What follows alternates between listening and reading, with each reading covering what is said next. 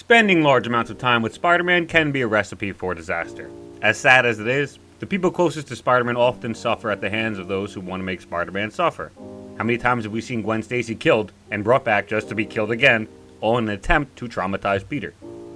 What makes Mary Jane so special, though, is she most certainly suffers at the fact that Peter has to be Spider-Man, but it almost never cost her life, you know? Like I said, Gwen Stacy's cost her life, Uncle Ben died, many other Spider-Man supporting characters have died because Spider-Man or Peter was Spider-Man, right? It doesn't usually happen to Mary Jane. Or does it? Today we are looking at some of the very few and rare instances in which Mary Jane dies in the comics. What if Back in Black?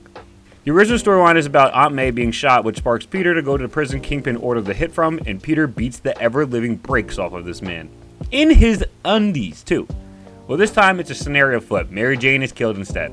Peter rushes to Kingpin when Iron Man tries to stop him, actually. After a back and forth between the two, Peter finally puts Iron Man out of the fight. It's Peter versus the man who ordered the hit on his wife now.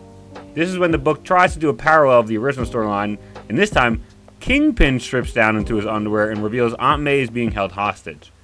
Kingpin is going to beat Peter Parker up, and if Peter fights back, Aunt May will be killed.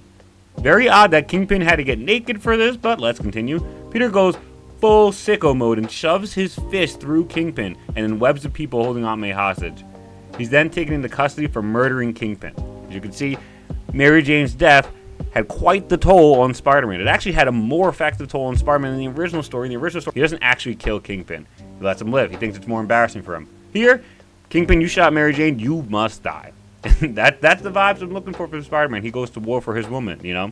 Next up. This comic is actually written by J.J. Abrams, which is pretty cool. But what happens to MJ is anything but cool. Sorry for that terrible pun, but she's literally killed like 5 pages into the book. The book opens up with Peter being knocked out and MJ yelling Tiger to wake him up. She runs over to see if he's okay when killer robots, like I said, J.J. Abrams wrote this, just descend from nowhere. They circle Peter and MJ. Peter tells MJ to run, and before she knows it, she's stabbed in the back. When you flash forward 15 years in the future, it's revealed that MJ and Peter had a kid named Ben together before she was murdered, and he also takes up the mantle of Spider-Man for a tad bit. That main robot monster dude from way back in the day that killed MJ wants Spider-Man's blood still to use to bring back his former partner, and he ends up taking Peter and Ben to complete his serum to resurrect people. When Ben is broken free by a robot slave, the two of them race over to save Peter, who's fighting a giant spider monster, actually. Peter is sick and can't actually stand to fight the monster anymore when the henchman comes over to him and reveals that she's actually MJ, just as like this robot, not human slave monster now. And she has a serum that she's going to give to him to restore him all back to his former power. When she hands Peter the antidote, he immediately injects it right back into MJ to resurrect her again. He shoves Ben and MJ off the bridge to save the two of them from an explosion that kills a giant spider monster, and he saves his family. I know Mary Jane isn't actually dead by story's end, but she does die in the story. She has to get resurrected. And I just think it's literally so perfect that in the moment Peter is dying, he doesn't even hesitate to resurrect MJ. He's like, I'm not making this mistake again. Let's bring her back. She doesn't deserve any of this. Like, that's how it should be. The last one we're going to talk about is probably the most popular and like the most notorious Spider-Man story regarding Mary Jane's death. It's called Spider-Man Reign. I mean, it's kind of crazy how it's stated in the books, I'm not gonna lie.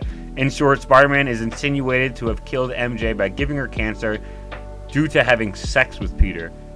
Now, they don't actually outright say this, right? Peter says the doctors couldn't figure out where the radiation came from.